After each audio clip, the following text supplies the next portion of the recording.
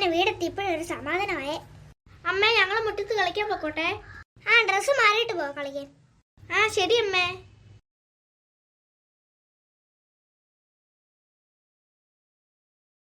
തുമ്പി അഴിച്ച് ബാക്കി എല്ലാവരും ഞാൻ പറയുന്നത് ശ്രദ്ധിക്കുക. ഞാനിപ്പോ ഒരു സൂത്രം കാണിച്ചു തരാം.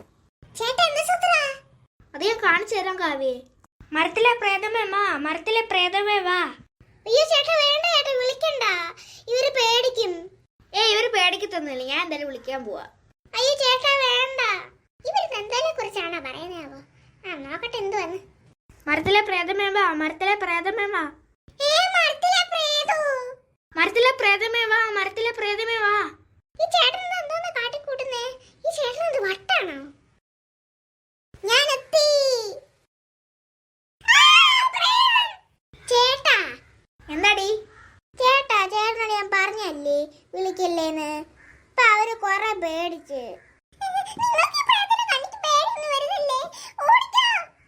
നിങ്ങൾ ഇതിനെ പേടിക്കണ്ടത്, ഇതൊരു പാവം പിടിച്ച പ്രേതം. ഇത് അതേനേ, ഞങ്ങൾ ഒരു സീ മരത്തിൽ കയറി ഇരുന്നപ്പോഴാണെങ്കിൽ ഈ പ്രേതത്തിന് ഞങ്ങൾക്ക് കിട്ടിയത്.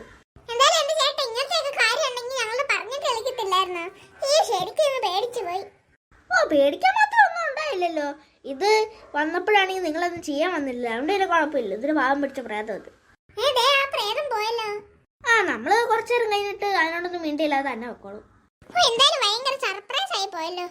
ഗുരുവായൂരിന്ന് നമ്മള് തിരുവനന്തപുരത്ത് ട്രെയിൻ ഇറങ്ങിയിട്ടാണെങ്കിൽ റൂം എടുത്തില്ലേ. നമുക്ക് എല്ലാവർക്കും ഉറക്കം വന്നിട്ട് വയ്യായിരുന്നു, അതുകൊണ്ട് റൂം അങ്ങ് എടുത്തിട്ട് പിന്നെ എഴുന്നേറ്റപ്പോഴെത്ര 10 മണിയൊക്കെ ആയാലും. നമ്മൾ എഴുന്നേറ്റ് കഴിഞ്ഞപ്പോൾ 10 മണിയല്ല, എത്ര 8 മണിയൊക്കെ കഴിഞ്ഞ് 9 മണി കൊണ്ടൊക്കെ ആയി. പിന്നെ നമ്മൾ അവിടെയൊക്കെ ചുറ്റി കറങ്ങി നടന്ന് കുറേ നേരം. ഇപ്പം 12 മണിയായി. ഇപ്പൊ ശരിക്കും 3 മണിയായി. എൻ്റെ അമ്മ 3 മണിയായാ?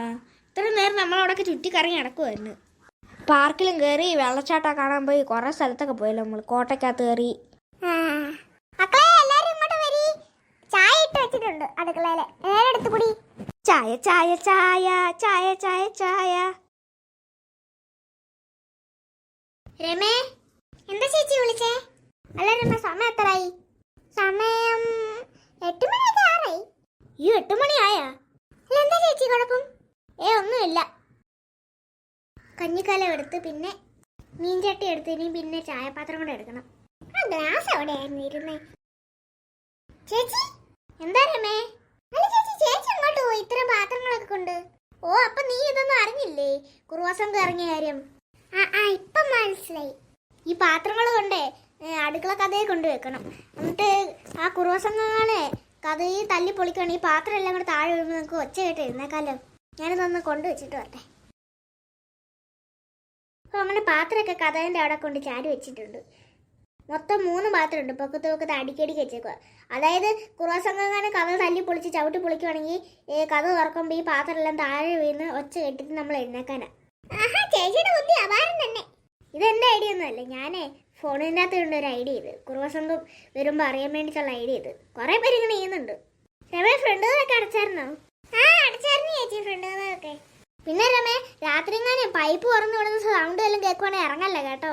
ആ വെള്ളം പോയാലും കുഴപ്പമില്ല, അത് കുറുവസംഘം പൈപ്പ് തുറന്നു വിടുന്ന രാത്രി. പിന്നെ കുഞ്ഞുങ്ങളുടെ നല്ല കരച്ചിൽ കേൾക്കുവാണെങ്കിൽ ഇറങ്ങല്ല കേട്ടോ. ശരി ചേച്ചി. ഇതൊക്കെ അവന്മാർ നമ്മളെ ഇറങ്ങാൻ വേണ്ടിയിട്ടുള്ള തന്ത്രങ്ങളാണ് ഇതൊക്കെ അവന്മാർക്ക്.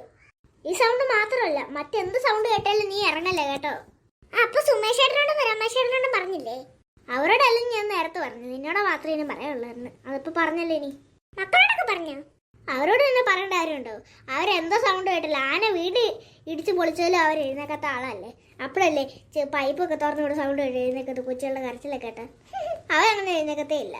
അതുപോലെ തന്നെ കാവ്യം, പാറു, അവരുടെ കാര്യം തന്നെ ഞാൻ പറഞ്ഞേ. എല്ലാവരുടെയും 4 പേരുടെ.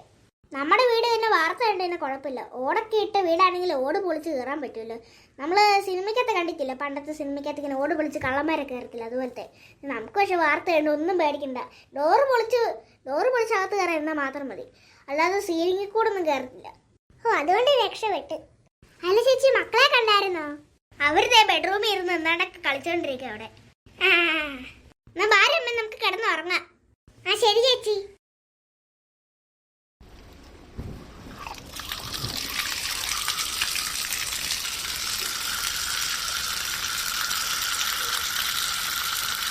ചേട്ടാ ആരും ഇറങ്ങി വരുന്നില്ലല്ലോ. പൈപ്പ് തുറന്നു വിട്ട സൗണ്ട് കേട്ടിട്ട് എന്റെ ഫോണിൽ കൊച്ചുങ്ങൾ കരയുന്ന സൗണ്ട് അങ്ങ് പ്ലേ ചെയ്തേക്കാം. ഇവരെന്താണ് ഇത്ര സൗണ്ട് ഒക്കെ വെച്ചിട്ട് വരുന്നില്ലല്ലോ? നീ എന്തോ ചെയ്യണ്ട. ബാക്ക് കഥയിൽ കൂടെ കയറാം, അടുക്കള വാതിലെ കൂടെ.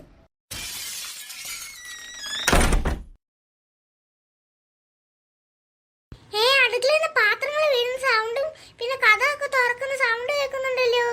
ഇതാരിത്? ചേച്ചി പറഞ്ഞാൽ കുറുവ സംഘം വല്ലതും ആണോ ഇനി? സുമേഷേട്ടാ, സുമേഷേട്ടാ, പെട്ടെന്ന് എഴുന്നേറ്റ് സുമേഷേട്ടാ. എന്താ രമേ? ഈ സുമേഷേട്ടാ, അടുക്കളയിൽ നിന്ന് പാത്രമൊക്കെ തള്ളി താഴെ ഇടുന്ന സൗണ്ട് കേട്ട്. പാത്രമൊക്കെ തള്ളി താഴെ ഇട്ടെന്നോ? ഏത് പാത്രമാ? ചേച്ചിയാണ് കുറുവ സംഘം കയറുമ്പോൾ അറിയാൻ വേണ്ടിട്ടാണെങ്കിൽ ഡോറിന് സൈഡിലാണെങ്കിൽ കുറച്ചധികം പാത്രം കൊണ്ടുവച്ചായിരുന്നു. അതൊന്നും തോന്നുന്നു താഴെ വേണം തോന്നുന്നു. ചേച്ചിയൊക്കെ എന്നോട് ഈ കാര്യം പറഞ്ഞാൽ ഇങ്ങനെ വെക്കൂന്നൊക്കെ. ചിലപ്പോ അതല്ല പൂച്ച വല്ലതും ആയിരിക്കുമെങ്കിലോ? അല്ല സുമേഷേട്ടാ, അത് പൂച്ചയല്ല. കഥ തുറക്കുന്ന സൗണ്ടും കൂടെ കേട്ടു ഞാൻ, അതോ പറഞ്ഞേ പൂച്ചയല്ലെന്ന്. ഇവന് എന്തോ ചെയ്യും? പേടിക്കണ്ട, 2 ആണുങ്ങളല്ലേ ഇവിടെ? 3 ആണുങ്ങളുണ്ട്, കണ്ണനും. പറഞ്ഞാലോ കണ്ണൻ ചെറുതല്ലേ, കണ്ണൻ എന്തോ ചെയ്യാൻ പറ്റും? നമ്മൾ 2 പേരും വലുതാ. ഇതെന്താ ഞാൻ കേറുക എന്നപ്പോ? അപ്പൊ ഈ വീട്ടുകാർക്ക് ബുദ്ധിയൊക്കെ ഉണ്ട്. എന്നെ പോലത്തെ ആൾക്കാരൊക്കെ കഥ തല്ലി പൊളിക്കുമ്പോ പാത്രമൊക്കെ കൊണ്ട് സൈഡിൽ കൊണ്ട് വെച്ചേക്കും ഇങ്ങനെ കഥവിന്റെ മൂലയ്ക്ക് തന്നെ. വലിയ ബുദ്ധിമതിയൊക്കെയാ. ഇപ്പൊ ഞാൻ എല്ലാത്തിനും ശരിയാക്കി തരാം. ഒരു ഭയങ്കര ബുദ്ധിയാ. അതിൽ ഞാൻ അത്ര സൗണ്ട് ഉണ്ടാക്കിയിട്ട് ആരും ഇറങ്ങി വരായിരുന്നത്. ഞാനോർത്ത് എല്ലാത്തിനും ഉറക്കത്തിൽ തന്നെ അങ്ങ് തലക്കടിച്ച് കൊല്ലാന്ന്. ഇനി എന്താ പ്രയാസമായിരിക്കും എല്ലാത്തിനും കൊല്ലാനായിട്ട്. പാത്രം കൊണ്ട് വെച്ചേക്കുന്നു എന്തോനാണോ അപ്പൊ? അല്ലെന്നെന്തായാലും നീയല്ലേ പറഞ്ഞേ പാത്രത്തിന്റെ ഒക്കെ സൗണ്ട് വീഴുന്നെന്ന്? പിന്നെ രമേൻ പറഞ്ഞല്ലോ. എന്നിട്ട് ഇവിടെ ഒന്നും കാണുന്നില്ലല്ലോ. പക്ഷേ ഞങ്ങള് കേട്ടതാ, രമ എന്നെ ഒന്ന് വിളിച്ച് എഴുന്നേപ്പിച്ച് നമ്മളെല്ലാരും. ആരോ ചെറുപ്പിട്ടുണ്ട് നടന്നു വരുന്ന സൗണ്ടാണല്ലോ കേൾക്കുന്നത്. എന്റെ അമ്മച്ചിയെ പെട്ട്. ഞാൻ കഴിഞ്ഞ ദിവസം വീട് നോട്ടം ഇട്ടപ്പോ ഇവിടെ ഒരാണും പിന്നെ ഒരു തള്ളയും പിന്നെ ഒരു പെൺകൊച്ചും പിന്നെ ഒരാൺ ചെറുക്കനും എത്ര ഉള്ളവരാണ് ഇപ്പൊ ഇത്രയും പേര്. അത് മാത്രല്ല ഒരാളും കൂടെ കൂടിയല്ലേ ഇത് പുതിയതായിട്ട്. ഇപ്പൊ വേറെ പെണ്ണ് വന്നേക്കുന്നു. ഇടിച്ച് പപ്പട ഈ സാധനത്തിനെ. എടാ അയ്യോ അയ്യോ,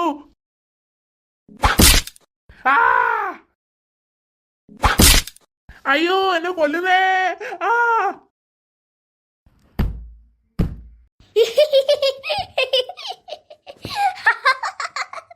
എന്താ എന്നെ കൊല്ലുന്നേ.